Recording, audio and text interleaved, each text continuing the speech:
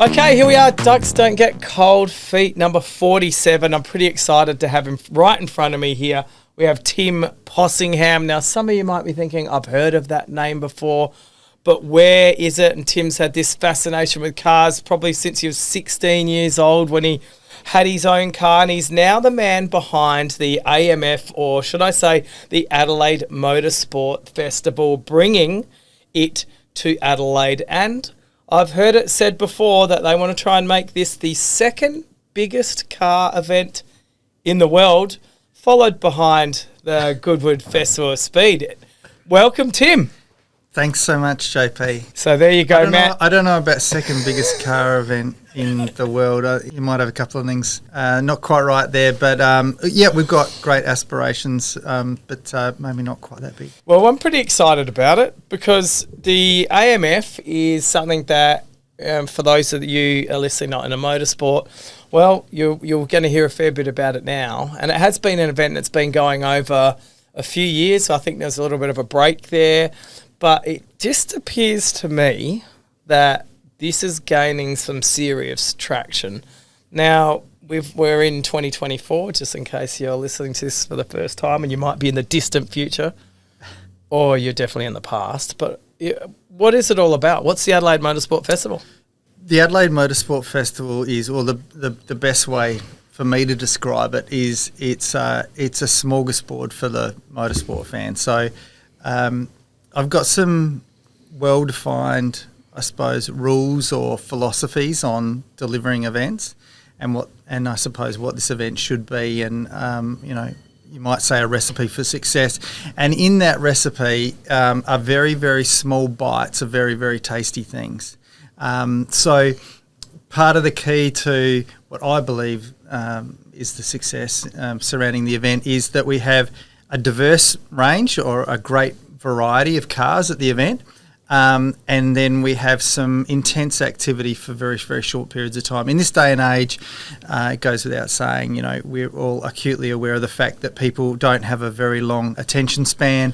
They want to see something really, really intense for a short period of time and then move on to something else. Well, we do a bit of that with the Motorsport Festival, but it also relates to personalities at the event, activity on the track, the types of cars, and some of the sort of the flavour or colour off track as well. So it's fair to say, even if you're not into cars, it is a great spectacle, which will be in Victoria Parklands in Adelaide. Like, what made you get involved with this?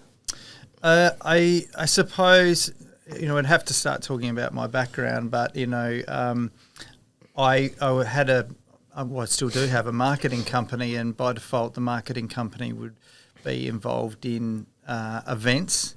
And so it's soon marketing, just in case anyone wants to look it up. It stands for something out of nothing marketing, because I suppose that's what I love doing, is I love creating something out of nothing. I'm a creative really at heart. So an event is just another medium to create something, whether it be something visual or it be something that's video or something else artistic. Creating the whole event is something that people can appreciate and admire and get enjoyment out of. So I suppose I'm a creative at heart, and I was involved with a lot of motoring businesses or automotive businesses and defence businesses, mostly throughout the early 2000s, and I was exposed to events overseas like the SEMA show and Autosport International, which is arguably probably one of the more or the premium or premier motorsport event in the world, which is held in Birmingham every year in January. And being exposed to all of those things, and obviously also going to a lot of motor racing events I can talk to you about later, and how I got to that place, I suppose I got an interest in being involved in the running of events myself, and mostly became more heavily involved in the running of tarmac rally events. So particularly the Superlock Targa Adelaide, which was the follow-on from the Classic Adelaide Rally, and then from then the Adelaide Rally, which we own, or I own and operate as well. So that's what I suppose what led me into the event space. But then a meeting with the Sporting Car Club some time ago is what really got the Motorsport Festival going, because the Sporting Car Club were looking to try to do other activities or, other motoring events. They wanted to do what they called a round the houses event, which is sort of a like a Motorcana type, event somewhere. And someone suggested that, Victoria Park would be useful because there was some barrier systems in place from the the Adelaide 500 that might be utilised. So I remember having a meeting with Mark Warren and at the time SA Motorsport board member Natasha Milani about whether we could cooperate on use of some assets, and that is when the Adelaide Motorsport Festival, I suppose, concept was really born, because I got a bit of traction with them and what we might be able to do in that park.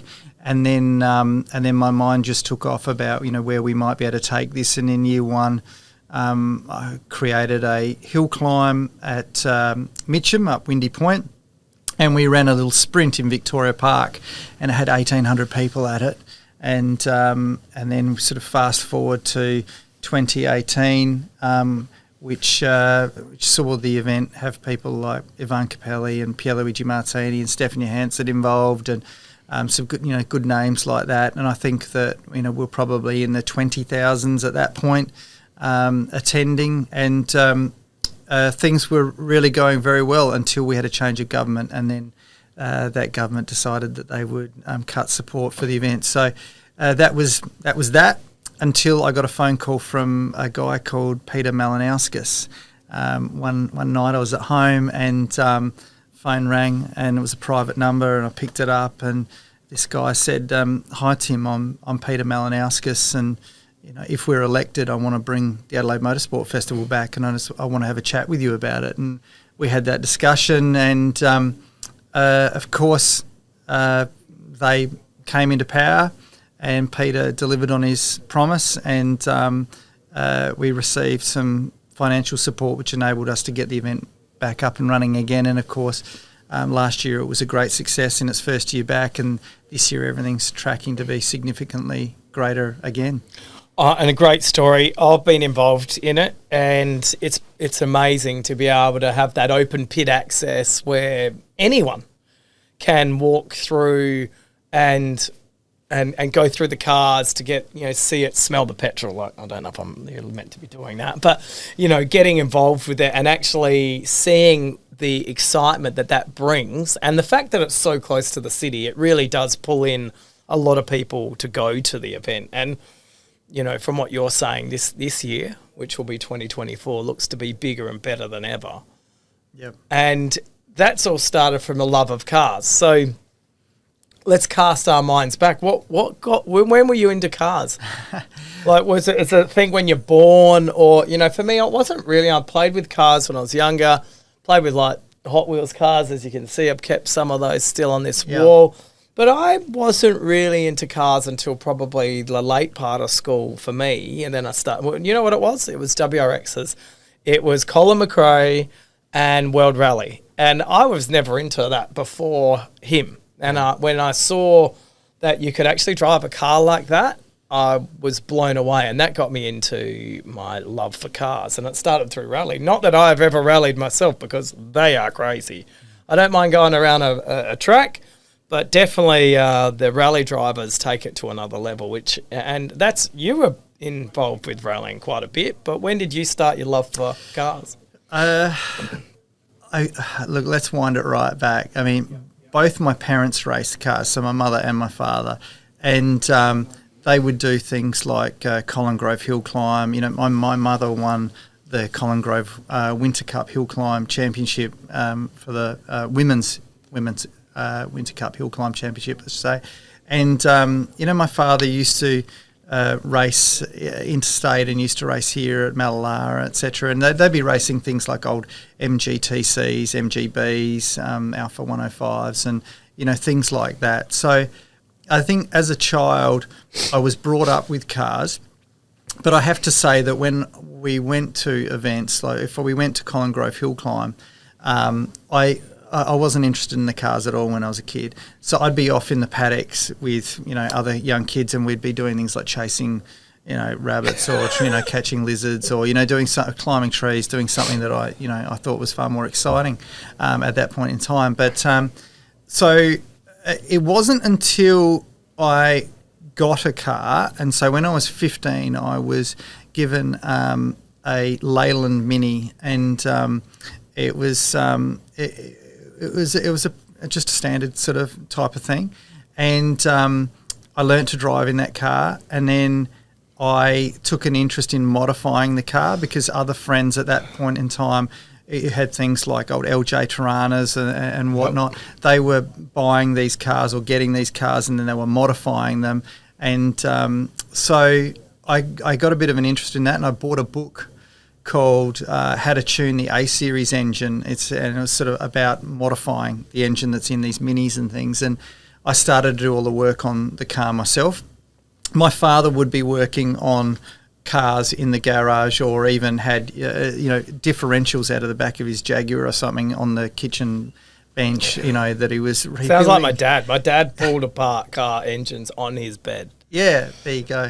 Well, it was a bit like that, but I just did my own thing. So I shared the same toolbox that my father had, but I suppose, was self-taught.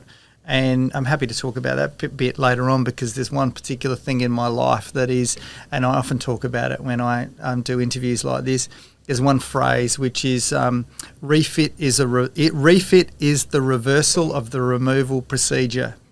Right, JP? So what that in essence means is put something back together again the way you pulled it apart.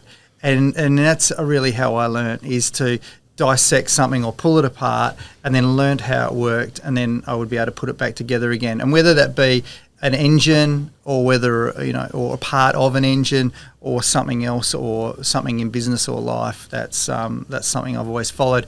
And that is a phrase that's often used in a Gregory's repair manual. Really? So you might remember the old Gregory's manuals, or the old I think they were Haynes manuals or whatnot, that would describe how you were to rebuild an engine or replace the cylinder head or something like that. There was often parts that said refit is the reversal of the removal procedure, rather than describe exactly what you've just done, having to do it again. So, I was self-taught in terms of playing around with the cars and modifying cars. And then I started doing circuit sprints at Malala, and I did a couple of hill climbs. And then I vividly remember one day I'd gone out to Malala with the Mini and blew a head gasket, and we flat towed it. So that means towed it with a rope the entire way back from Malala all the way to Stirling. To Stirling? To Stirling, and the whole way. And back in those days, you do all kinds of stuff like that. That now seems ridiculous. Oh, you would have passed through a few cameras that would have. You would have passed through a few cameras that you would have got a fine for towing an unregistered car. Yeah. So we got it home, and this one was registered, and I remember replacing the head gasket, and then I drove it up to the pizza bar. I got to the local pizza bar with some mates at, around 12:30 at night or something like that. And when I just drove into the pizza bar car park, there was this almighty noise, and then the car stopped. And anyway, we ended up getting it home and realised that it had actually broken a crankshaft, and that was it. And I'd sold that Mini and all my other Minis. I was a bit of a Mini freak at that time. And then I started to get into Datsun 1600s and Cortinas and Mazda Rotaries. I bought a Mazda RX-2. What about your black Mazda RX-4? Black RX-4 didn't come till a lot later. And I had, when we're talking about breaking this crankshaft and whatnot, I'm sort of circa, 17 years old, 17, 18 years old. And then I suppose then I went on to... I went to study architectural drafting, building design, and advertising, and then left. What was that, a course? bits of JP, then I got a job in an advertising firm, and I lasted there for probably about 3 months, and then I left to go and work at a race car fabrication company called Trump Engineering, where we built sports sedans and Commodore Cup cars, and I just loved that. And I suppose that is when I really started working on cars, or was more deeply entrenched in cars in a different way. Well, you must have seen the light, because I do recall going back in the day. I thought you owned, but I wasn't sure if you owned was it RPM? Yeah, RPM Performance Centre. There you go. So I actually, you're a customer of mine. I rocked up there with an R33 it wasn't GTS, R33 GTS. It came, I actually bought it and I didn't know, but it had a Mines tune on it. Mm-hmm. And I blew something up. I'm not putting things back together again. I took it to you back in the day. Now that was a long time ago, just for the record. But you were working on some pretty cool cars back then, predominantly rotos. Yeah, a lot of Mazda rotaries. So I left the. This is my whole life story, I suppose. But look, I left. Yeah, this is good, because this is seeing why you're doing shit today. Yeah, true. So I left Trump Engineering after, I suppose, everything had plateaued for me there. As in, I'd learnt as much as I possibly could. It seemed like. So I decided that I would look at starting my own business, doing the same sort of thing with what I'd learnt. And at the time, I was sharing a house in Burnside, just near Burnside Village, with a mate of mine, and it really should have been under an HIA order or something like that. This house had massive cracks in the walls, and it was pretty run down. And this friend of mine and I, his name's Danny. I won't embarrass him with his, and disclose his surname. Anyway, we filled the entire backyard with cars in Burnside. So there would probably been 20-something, 30 cars in the backyard. We basically set up a wrecking yard in Burnside, in Burnside Village, and we would pull the cars apart and sell the parts through the trading post, because, you might remember, JP, we had the trading post that would come out every Wednesday night, it was, and then, and every Wednesday night at about 1 o'clock, we would drive up the freeway and get one of the first drops of the trading post so we could see what was advertised, and we'd get onto it early in the morning to go and buy more stock. We were buying Datsun 1600s for like $150. Oh my God, make me sick. So you probably had a few too. Yeah. So we set up basically a wrecking yard in the backyard, and then kept track of everything that we're buying and selling, and the business model around all of that, to get us to the point where I said, look, we're good to go and rent a premise and then set up a business. So we did that. We moved all of the cars out of Burnside, and we put it into a facility down at Edwardstown, and set up a legitimate business. And then that was going extremely well. And then after only 6 or 10 months, I sold out to Danny. I had sort of greater aspirations about what I wanted to do at that point, and that business was called Adelaide Fours and Rotaries, and it was all based around 4-cylinder and Mazda rotary cars and spare parts. And Danny took that forward, and then I started RPM Performance Centre, and then grew that to the point where after some years we had 8 employees, had some great guys working for me. I mean, it was a really, really good team. We had a fabrication area, we had a dyno centre, or a dyno machine in there, and we would do rebuilds on cars and a lot of engine conversions, and dyno tuning and things like that.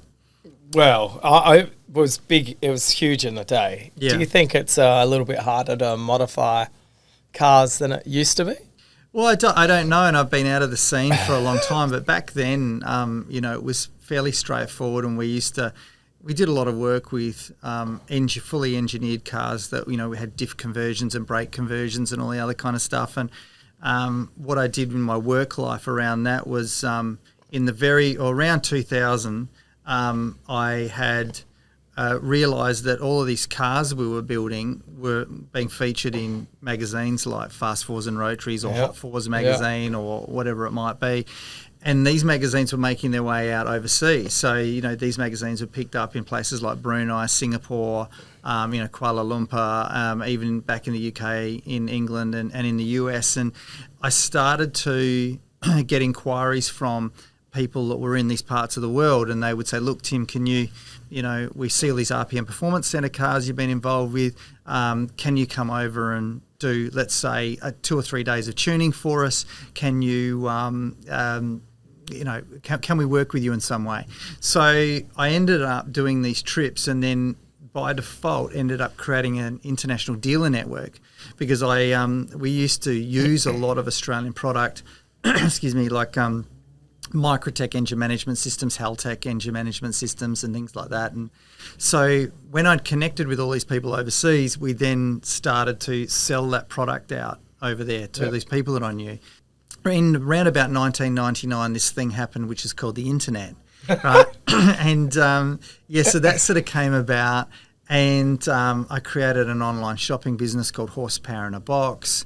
And we also started to move product through to other people around the world that were also doing the same thing in terms of, they set up online shopping businesses or whatever. So we started to, we had the workshop RPM Performance Centre, but I started to distribute a lot of product. And then a lot of the product didn't have training manuals or any promotional material with it. So then I started to create training programs. And what I mean by that is we would do something like we would bring in people from overseas that would do a training program in how to use the Microtech engine management system, and then there would be some hospitality at, let's say, the Jamboree, the drag racing event in Queensland, and some things like that. So by default, I'd created a distribution company, a marketing company, a training company, and we had the workshop. And around about that time, I also I sold the workshop. I went through a divorce, and then I reshaped what I was doing in my life. And what I mean by that is I suppose I realised that I had done a reasonable job of this sort of, I suppose, business side of things in terms of creating a strategy and the marketing and all the other bits and pieces that go with it. So I started to consult to automotive businesses, mostly automotive businesses that had a connection with defence as well. And that's when I suppose I got exposed to more of the international trade shows and international business and people, and met some really, really interesting individuals. It was around about that time that I met people like David Brabham and other people that I'm friendly with today that have come to the festival and things like that. So that's, I suppose, my journey through who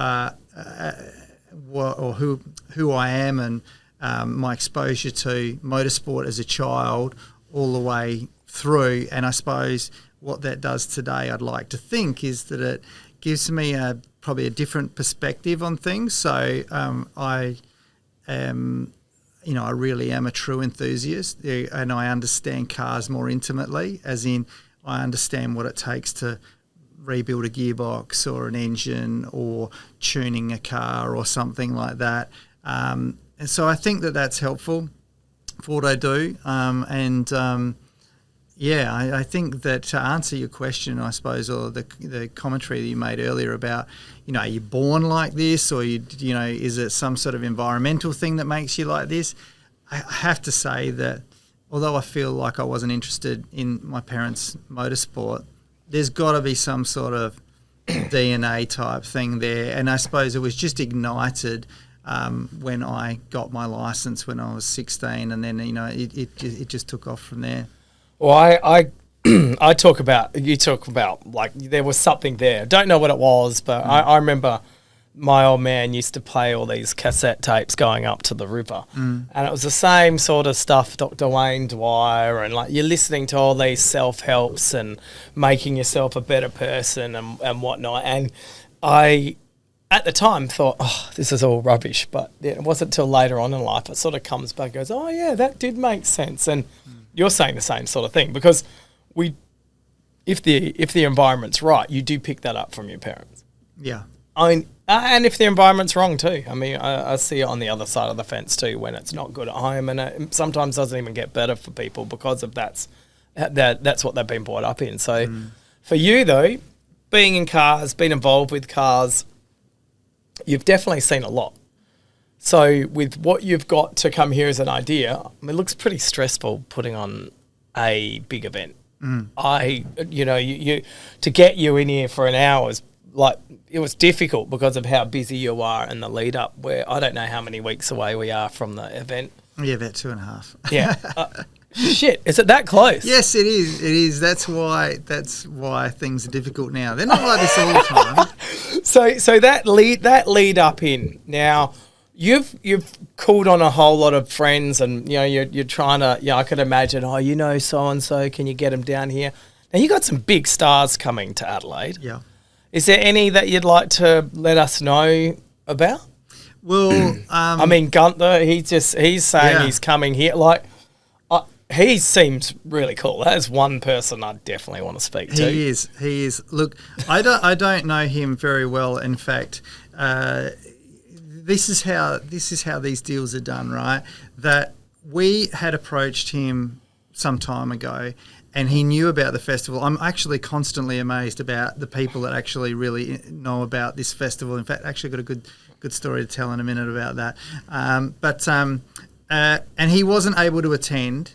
But then, luckily for us, his leaving Haas meant that he still had a lot of commercial obligations in Australia, because he's just released a book, right, called Driving to Survive, which is sort of...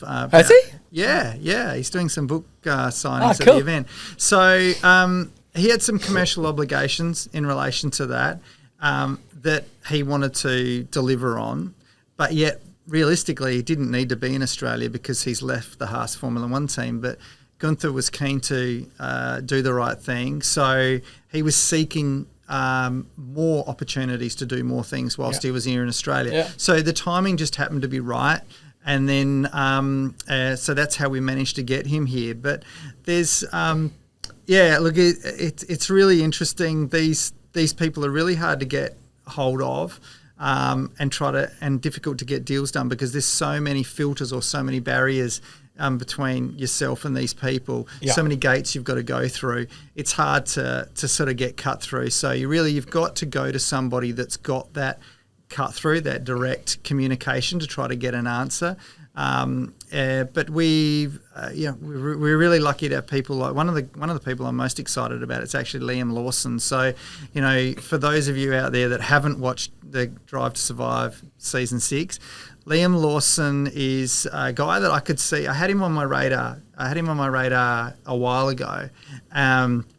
He's a cracking young driver from New Zealand, and he became the reserve driver for Red Bull AlphaTauri. And it's only because, and I'm a little bit annoyed at this actually, that in Drive to Survive, episode 9, they show Daniel Ricciardo coming back into the team, and Liam's the reserve driver. And then in Drive to Survive, it shows that Daniel looks like he goes into his first race and then he breaks his wrist. But Daniel came back into the team and didn't look to be performing amazingly well. Yes, he broke his wrist, but Liam came in and really just set the world on fire. And I think that is shown reasonably well in that episode.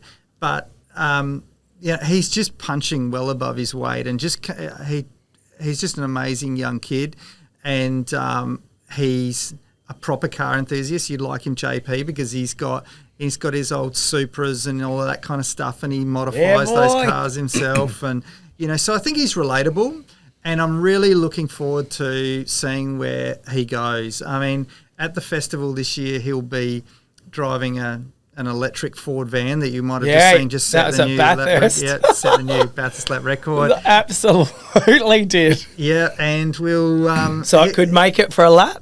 Sorry? The battery could make it for a lap? It's a sarcastic joke. Yes. It's a sarcastic joke because you got to talk about your piece in the electric market. Oh, yeah, sure. No problem. But we'll wait on that because I'm interested in, like, if you've got a couple of names. I don't know if everyone knows who's coming. So we've got so Liam Lawson. For those of you who don't know, at the moment he's the reserve driver for Red Bull AlphaTauri. He did several races with Red Bull last year, or with AlphaTauri last year, and he out-qualified Max Verstappen. Had some good racing with Max. He's beat his teammate Yuki Tsunoda in the the same product at the same circuit and whatever. So I'm really keen to see where he goes, and he's a global name now that Drive to Survive's has come out. But I've got a sneaking suspicion that there will be a driver shake-up in amongst that team, or Red Bull, whether it be Red Bull that has currently got Perez in it, or AlphaTauri. There's something's going to change there, and I really hope that Liam gets a gig. So he's because he's we claim him as an Australian? Not quite yet, but Hey, but he did do, I think it was his first international race he did here in Adelaide, believe it or not. Really? With Team BRM that are based here in Adelaide. Yeah. So Liam's a good name and a name to watch. Yeah. Right? That name could be huge in 2 or 3 years' time. Gunther, he's best known for his appearances on Drive to Survive and his swearing and his sort of forthright I love attitude. So he'll be doing a couple of sessions in what we call the Grand Marquee. So where there'll be an interview or some discussion about his thoughts on Formula One, and that'd be great to like hear, because that'd be pretty unfiltered. And you're going, obviously Valtteri is almost South Australian these days. Yeah, Valtteri is there. He's been seen a lot in South Australia. Oh, he's the best. So, he's a great addition, but, it's horrible to say, but once the audience has seen somebody so many times, they get bored. Yeah, they're immune to it. They, in this day and age, people need fresh, new, exciting stuff all the time. So, Valtteri is great to have at the event, but we knew that we would have to bring in some new people. New people to the event, or I suppose reintroduce people to Adelaide again. That's we have Damon Hill. So Damon won the last Formula One Grand Prix we had here in Adelaide in 1995. So that's it's great to have him back. What is he driving? He may drive something. Drive something, but put him in an old Formula One car. Possibly. Come on, Rundle, find one for him. Yeah, but of course, these guys when they're at their age they're at, they don't need to be doing this for many different reasons. They don't need to be doing it for the money. They don't need to be. They're certainly not doing it for as a buzz or anything like that to get into a Formula One car. So it's something that only really has downside, because if they get in the wrong car and maybe it's not prepared correctly, then they risk something going terribly wrong, and worst case scenario, they end up killing themselves. So, and then, hey, that's the reality, right? So, that's it. So some of them are not keen to drive. Damon might do something when he's here, but he certainly will be in our Grand Marquee area. I'm really keen on this Grand Marquee thing, because much like the rest of the event, you pay a fee to get in. And then, like you were saying before, there's all these amazing cars in front of you. There's a great vibe. Everyone's sort of smiling. There's sort of no barriers to entry. Yeah. And what I mean by that is, even with the Grand Marquee and seeing Damon Hill and seeing Valtteri and these people, there's no extra fee to pay. That area is only 150 people plus seated, but it is. There are opportunities for you to come in the event and see these people sort of. Not maybe right up close, but certainly you don't have to buy a ticket to a different area or anything like that. It's not like going to the Formula One and getting a Paddock Club ticket or something like that. But we've got David Croft coming to the event this year. So David Croft's the English. Really? Yeah, I didn't know that. Crofty is the he's cool. English-speaking voice of Formula One. Oh, absolutely. He gives the most sensible. The most sensible outlook on what's going on, whether it's at the start or at the end or he does his wrap-ups at the end. Yeah. He's great. Yeah, and of course we've got some of your local regulars like, Craig Lowndes. The crowd always loves Craig. I mean, he's such a nice guy, and he's always keen to engage with people. He's Mr. Nice Guy. So, all right. So there's going to be a lot. Yeah. So I did notice, I'm a Pagani fan. Yeah. I've seen one in real life once before. There's going to be a Pagani, or there's some Pagani tent or catering or something like that. Since that's the first time I've noticed they've been involved in any event. Is that right? Like, where is Well, that? So I did go to Melbourne Grand Prix a couple of years ago, and there was a Pagani on display there, with Zagamis, and of course the Pagani brand's represented by Zagamis here in Australia, and that's how we've managed to get Pagani to bring a car over, and they have naming rights to our most premium corporate facility that the event owns and operates at the event. So that Zagami's. I was lucky enough to go to the Zagami tent, or it's not a tent. Fortress where they had all different food. I was driving, so I couldn't drink, but they had all these different things: wine tasting, champagne tasting. Like it was way over the top if you wanted that experience. So you have catered for the top end, yes, as well as just anyone paying for a GA ticket to get through. Yeah, correct. There's a new space this year. This is a Toyota Gazoo Racing Garden space, which is sort of like a beer garden that's now sold out, which is it's got some sort of what you might call dude food and beer and soft drinks. That is a trackside zone, and then we've got the Honda Villa, which is again it's another level up, and the beverage offering is elevated. The food offering's more like all day canapes. We have a Pagani suite that is. Got restaurant-style catering. It's got French champagne all day. It's got whiskey all day. It's got masterclasses in champagne and whatnot. And then all of the other brands have got their own little spaces. Some of them are exclusive to their customers. Like, let's say, Mercedes AMG or Mercedes Adelaide Nunley have got a space that's just for their customers there. That is a sort of circa 180 people per day type offering. And then, yes, you've got the Zagami offering that is just a whole new level. It's really like Tasting Australia meets Adelaide Motorsport Festival. That's pretty much what Zagami's is, yeah. And that's what makes it Tasting Australia event is so good.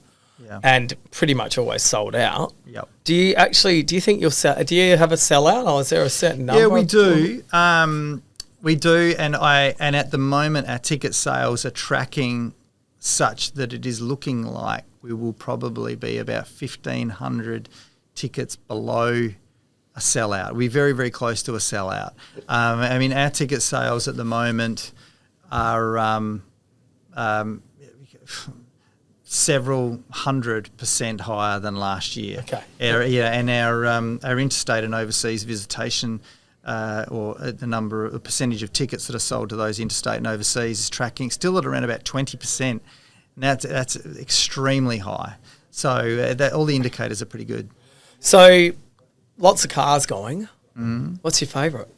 Well, they're not yours, so it's not like your child. No. You can't have a favourite. I think, look, for me, and you'll see this on event this year, right? There's this mantra that I'm going to post around the event site, and it says it's the sound, right? And because let's face it, JP, like that's what it is. And I think anyone who wants to knock electric cars, it's really mostly because of the lack of the sound, right? So the Mazda 767B is arguably the best sounding thing on the face of the earth, or one of.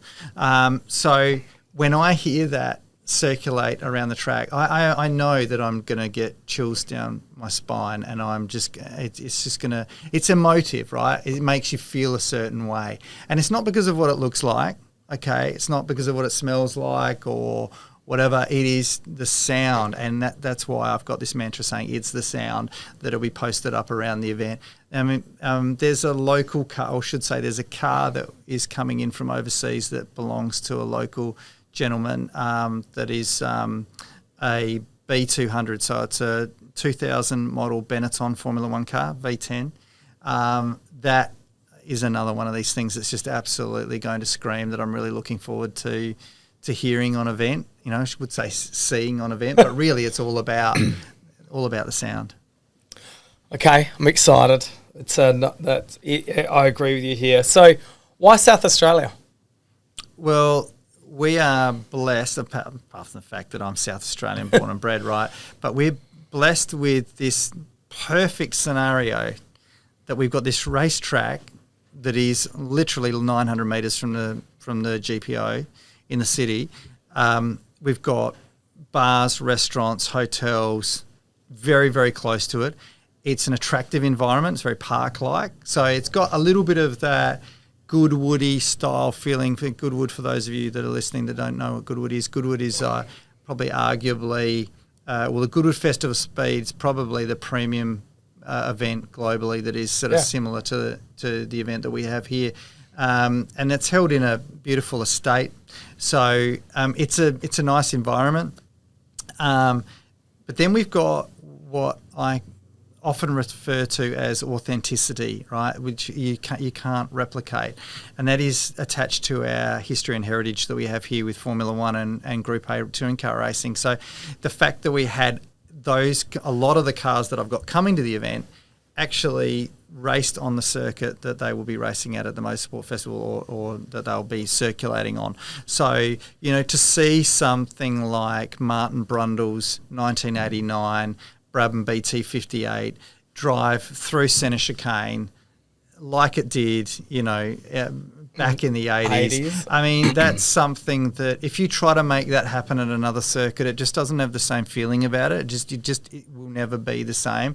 So, we've got, actually this became really apparent the other night because I had to, I'm involved in writing a speech for somebody who's at the event, somebody who was involved in the Williams Formula One team, or was involved in the Williams Formula One team some time ago. And in writing the speech that they will deliver at the event at a particular time for a function that we got there, this gentleman will be talking about the fact that in 1992, I think it was, that they had qualified on pole. That was Nigel Mansell that had qualified on pole there. And in the speech, it references that, right here on this location, right there, that everyone can view out the window of this facility that they'll be in, that is where Nigel Mansell sat, in November in 1992, was right there after he was on pole position.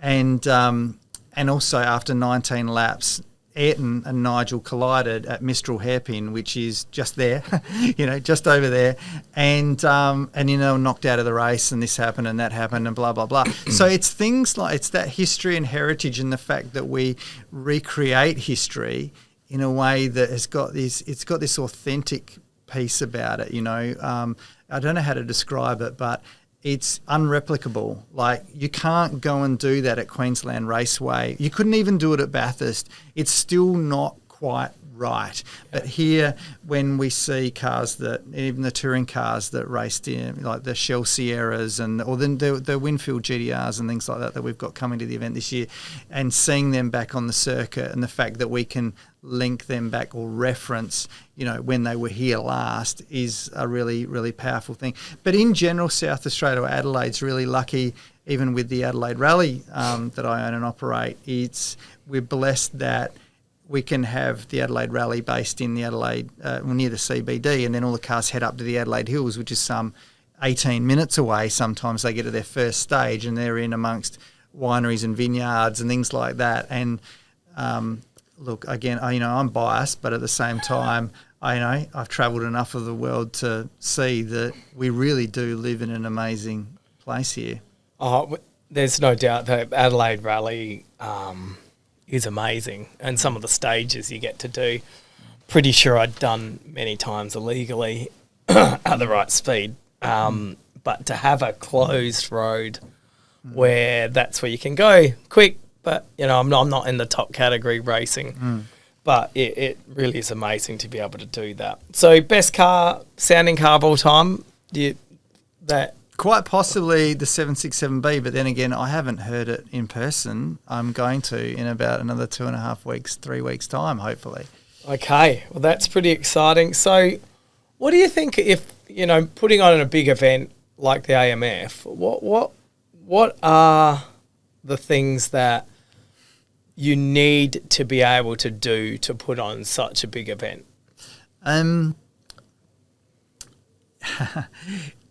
There's a lot of things, and it is a tremendous challenge that, I'll be quite honest with you, is mostly unpleasant, I have to say, unfortunately, for a great deal of it. Because I'm so consumed with what I'm doing, and certainly I've got some great staff that do the same thing. They also share that passion, which makes you so deeply entrenched in it and so passionate about trying to make sure that it's as good as you possibly can, that it becomes a really, really laborious task that you don't get to stop and smell the roses in. Like, what I mean by that is, when I get a call from someone like a Damon Hill or someone like that, I just deal with what's happening around that.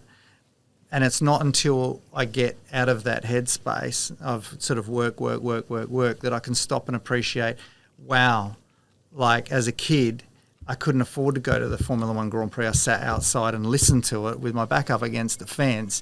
And, back then people like Stefan Johansson and Damon Hill and others were, maybe not as late as Damon Hill, but they were racing. And now I'm communicating with these people, and sometimes it's sort of one of those pinch yourself type moments, that it's hard to sort of remember that you're mixing with those people and doing that kind of stuff, because it all just gets caught up in work, and it's not until we pull the event off and if it's successful that then we properly celebrate it. Can evaluate. It's kind of like a Taylor Swift concert where the thousands of people outside of the event that weren't lucky enough to get a ticket or something, but they can still experience it because it's sound.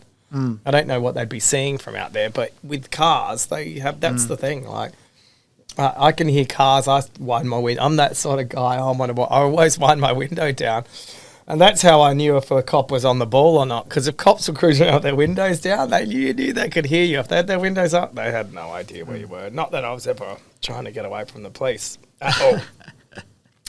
Where's electric car racing? Do you want to talk a bit about your electric car?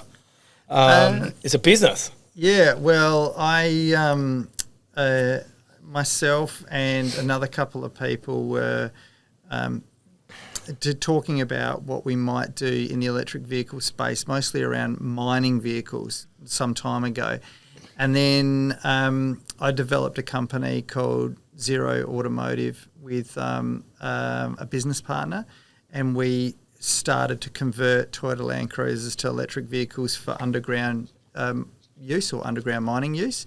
And we did this very rapidly, actually, over just only a few years. And then we ended up doing a contract or forming an agreement with Oz Minerals and supplying them with underground mining vehicles.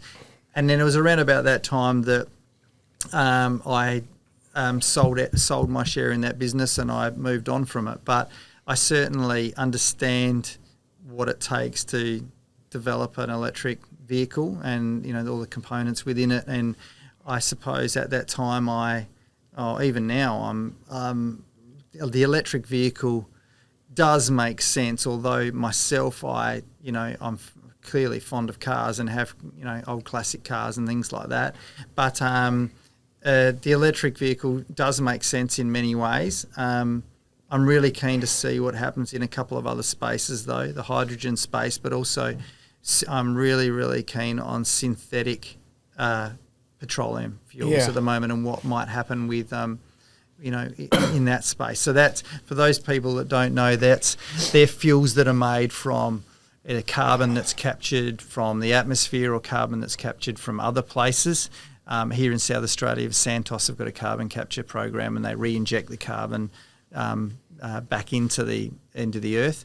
But you take that carbon, you combine it with hydrogen that you would obtain through electrolysis of water, like seawater, and then you custom make a hydrocarbon. And that's what petrol is, or diesel is. They're all hydrocarbons. And then I suppose if you are using renewable energy for the electricity that is required to do those things, then you're really creating a fuel that's a carbon neutral fuel. So Lexus are going down the hydrogen path, which they've sort of mentioned it for a while, because I think they can sort of see, well, not everything can go electric.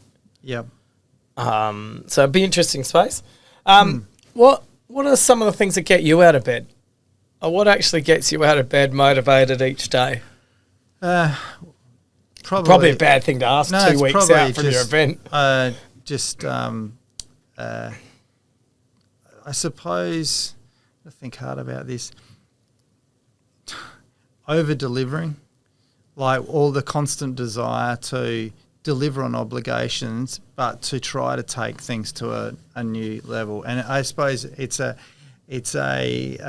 careful balance. It's probably an unhealthy, and it's probably unbalanced desire to overachieve on things, exceed expectations, and constantly seek to make something better. That we, in our life, in society today, we often view that as being a really positive thing, but it does mean that it, you can just be a bit of a workaholic, which I am on this. So you going down the path of under promise, over deliver?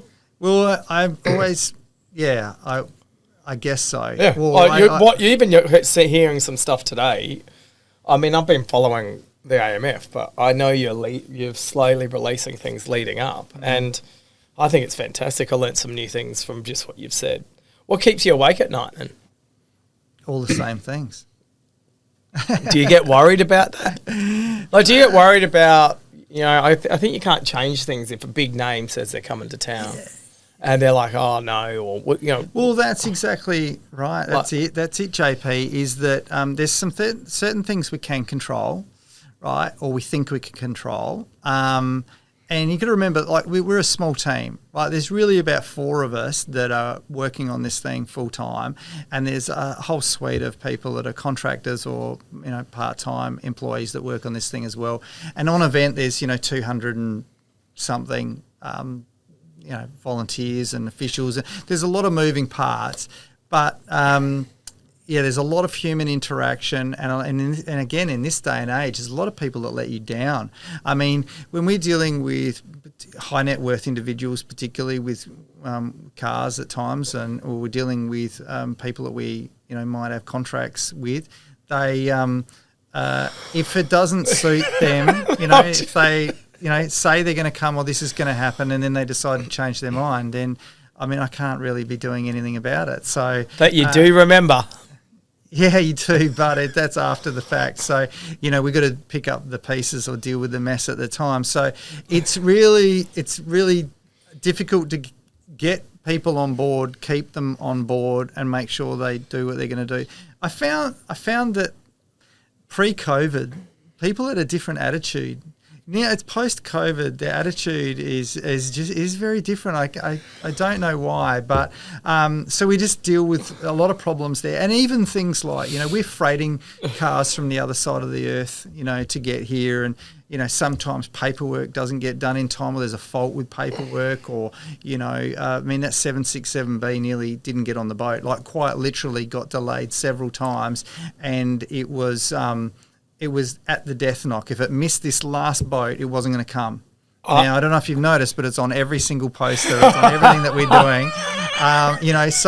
That's due to dock in Adelaide in about another day or two's time. So, I'm sure you can pull some strings on that, but freight's gone through the roof. It's coming back. I don't. Well, far out. I need to speak to your guys because it's been an interesting thing. Anyway, we're not here to talk about freight. Yeah. We are running out of time because you said, Tim came in here and goes, look, Scott, you won't be more than 5-10 minutes, 30 minutes max. We've almost been an hour. Okay. But I've got some questions from fans. Sure. Yeah. So we can go into those. Should Adelaide host a race like the Monaco Historics? Absolutely. Okay. Do you think, is there ever a chance of Formula One coming to Adelaide? I don't think so. For many, many, many different reasons. Well, America's got like 3 or 4 races. Australia had the biggest crowd ever in Melbourne. Correct. Well, yes, and who held the record prior to that? Adelaide. Yeah. Yeah. So does it not make sense that you do the double? Oh, it makes sense to me.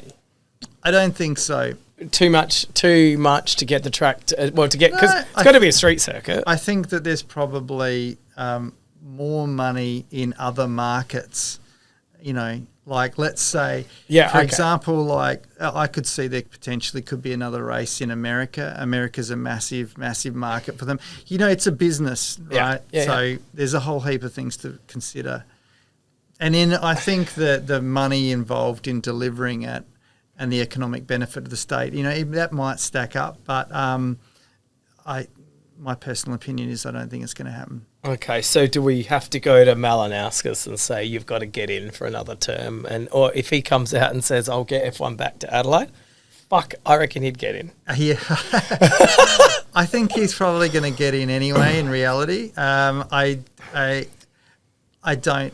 He's expressed an interest in Formula One here. Yeah. But look, there's a deal there with Melbourne that is a fairly long-term agreement that's in place. So I don't think it's going to happen. All right. The Monaco Historics thing is something that could happen. Yeah. Well, I met a couple of blokes last year that were doing F1 Historics in Dubai. Yeah. PJ, Yes. I met they're really cool dudes, and they just drive other people's Formula One cars for a living. What a fucking life that is! Like Jesus Christ. And they were good-looking dudes. Pierre, is it, I think? Yeah. They were really cool dudes. So that's a real possibility, I think. Okay. Why do you drink Aperol Spritz when there are good drinks in the world? That must be someone that knows you. I was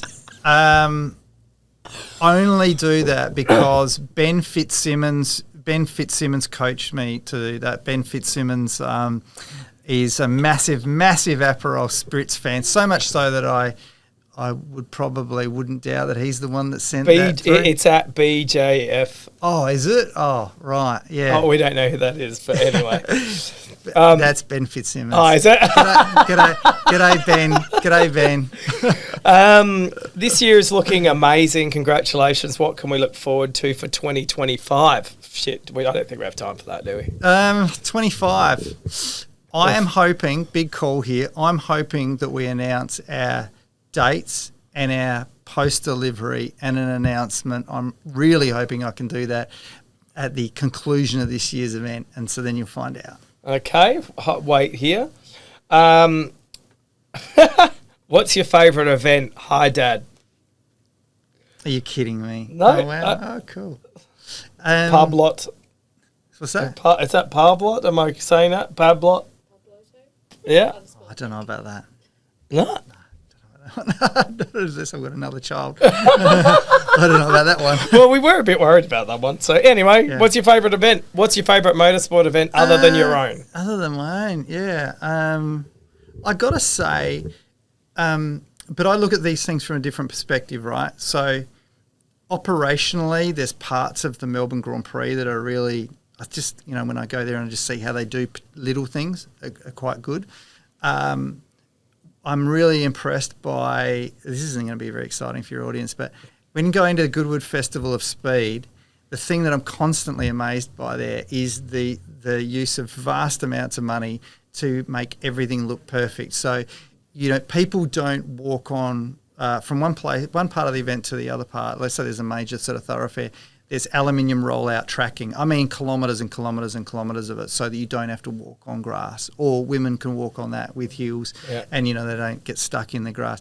And at the back of house area of every little sort of food vendor or whatever is all tidied up with walling and things. So it's just everything's perfect. So it's the little things. It's the little things, and from a different type of event, a trade show event in Birmingham, the Autosport International. There's just some little niceties. It's actually often the little things. Yeah. So in Birmingham at the Autosport International, on the hour, every hour through, this is held indoors, so there's different halls that you go into.